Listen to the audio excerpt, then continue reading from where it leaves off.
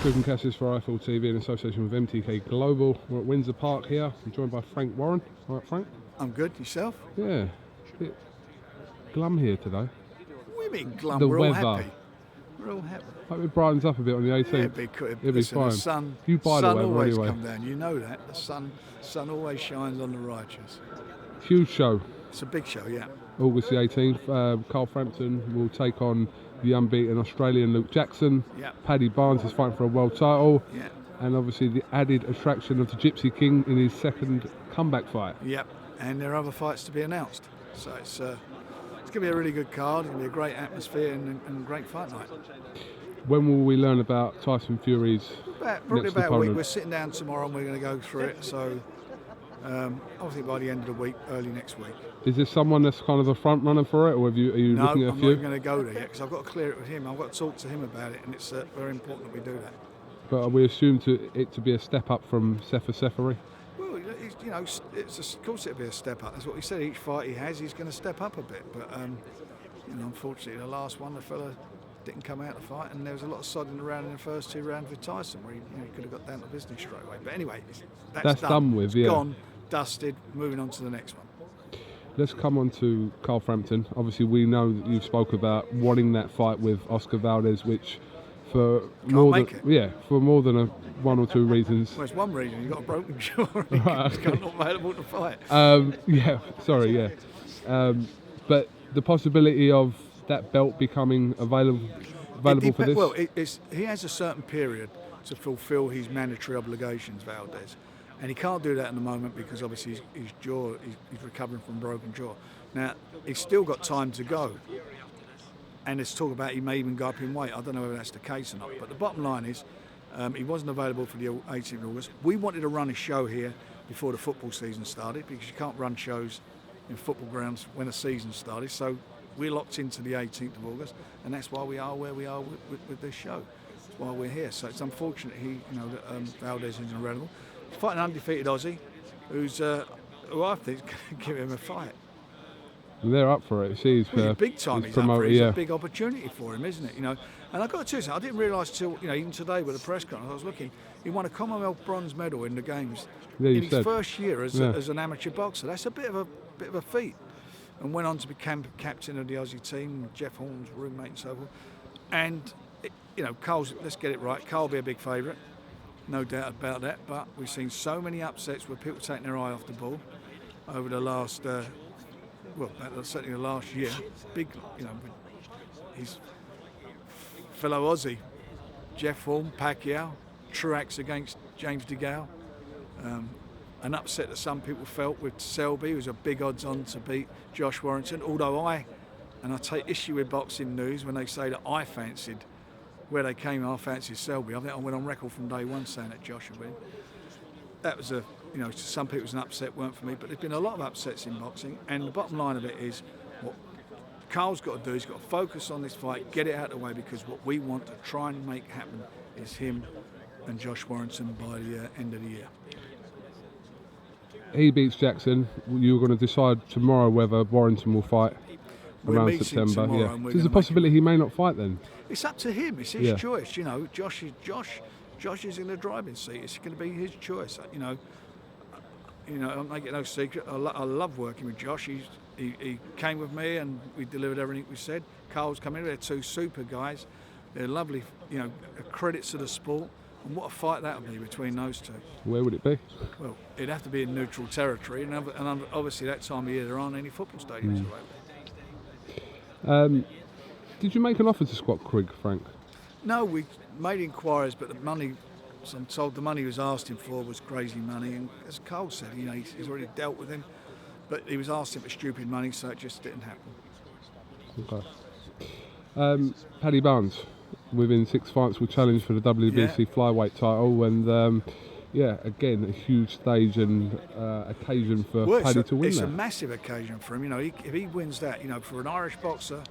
I think Paul Weir done it years ago in Scotland, but for an Irish boxer in his 6 pro fights to win a world title, that's up there with like Lomachenko stuff, isn't it? You're winning titles very quickly. He'll love that, Paddy Barnes. He'll love that. No, I'm going to tell comment. him that. But he's got a great amateur record, as you know, great experience. But he's fighting a guy who went to Japan, fought Higa, yeah, who was massive odds on to win that fight and caused an upset. So now he's here, and you can imagine what it's going to be like, the atmosphere on the night with these two guys. I mean, you know, it's going to be a real Paddy's night. It's going to be fantastic. Frank, coming on to Billy Joe Saunders, how close are we to believe that the fight with Golovkin was nearly done for August? Bill was never going to be ready to fight in August. Right. All right. He's not fighting in August. He's not ready to fight in August, and that's where we are. And he's injured, and so that's it. And we weren't going to be used as a stalking horse. We have been talking, you know, jumping the gun, and I don't want to insult Martin Murray again, you know. And I'm not insulting. In fact, I've been with Bill from day one. Martin's a tremendous competitor. You know, he's a proper warrior. He's trained twice for a fight that's fallen out of bed. We've done brilliantly to make him a fight, which he's fighting this week on Saturday, to get him that WBC silver belt, which if he wins that, he gets into one spot. So we've really worked everything to ensure that we deliver something for him. In the meantime, Bill's going to come back and fight sometime in September. I've been having preliminary talks with somebody, and we you know, it was either going to be Martin or Bill. The winner of that was going to fight the guy I'm talking to for a big fight in September. So I've now got to move on with that, which is what I'm doing, and hopefully we'll get that over the line. But Tom Loeffler's saying that the fight was close to be happening in August. We weren't going to be used as a stalking. Right, okay. You know, the fight was close. The fight was that close. They signed to fight somebody else. You know. Of course, they were both talking, you know, suddenly getting messages to fight. But you know, you feel like you're being used, and we're not going to be being used. It's not about that. That fight, I always said from day one, that fight will happen. Didn't I? From day one, I said that fight will happen. I don't care what he said. Billy Joe Saunders will fight, and hopefully he's fit enough. He'll fight in September. Is the Liam Smith fight done, Frank? Liam Smith fight is done, and we're just waiting for the venue, which I've got to find out today. 21st of July. 21st of July. It's a big fight for Liam, tough fight for him, but he's capable. We're just, as I say, we've got to get this venue sorted out. Hopefully I'll know what it is today.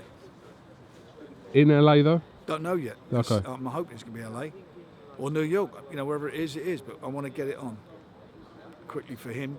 You know, he needs that fight. I don't want it being pushed back any further.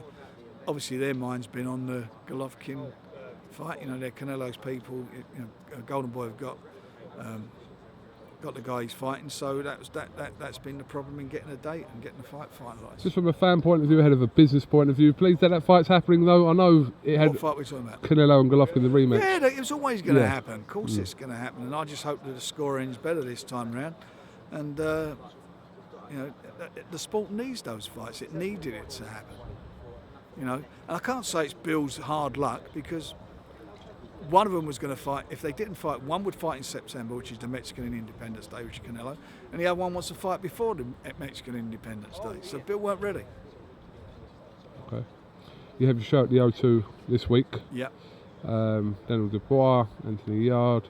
O'Hara Davis has got a change of opponent now because Josh Lever is We've had so many. Well, Josh has got a problem. You know, he's got something's come up in his medicals, which is being addressed. Boxing Board of Control want that sorted out before he can fight again. Okay. But yeah, see O'Hara Davis talking about Maurice Hooker. Is that something that you would entertain? Look, Maurice Hooker, of course it is. It's a fight. Jack Cattrall wants to fight.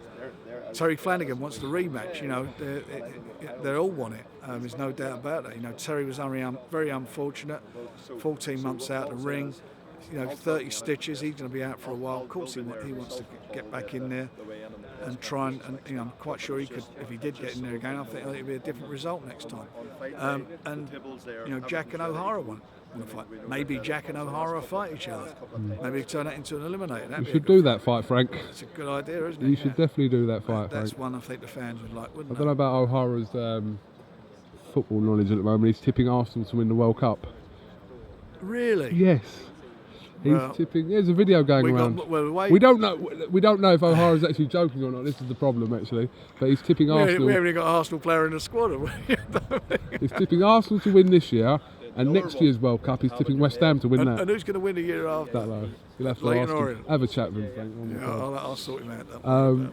Okay, so yeah, your show on this week, and then obviously next weekend back here. We're back here for Michael Conlan's homecoming. There's some great.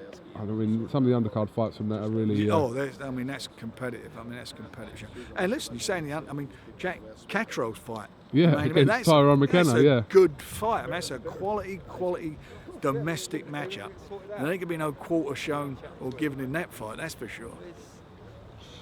Anything else you'd like to add, Frank? Can you think of anything else? No, anything on your mind? I've got loads of stuff on my mind, but. Are you all right? Yeah, I'm all right. You all right? No. All right? You all right? Good, I'm all right. All right, well, listen, we'll definitely catch up with you again this week. You will, mate. Yeah, we've got a full fight week this week, basically. We've got a full fight week, and we've got a full fight week the week after, and then we've got a full fight week the week coming up on the 18th of August, so we're quite busy. Lots on. All on BT. All right, Frank, thank you very much for talking to IFL TV, a pleasure. and we'll catch up with you soon. You certainly will, young man. No worries. Thank you.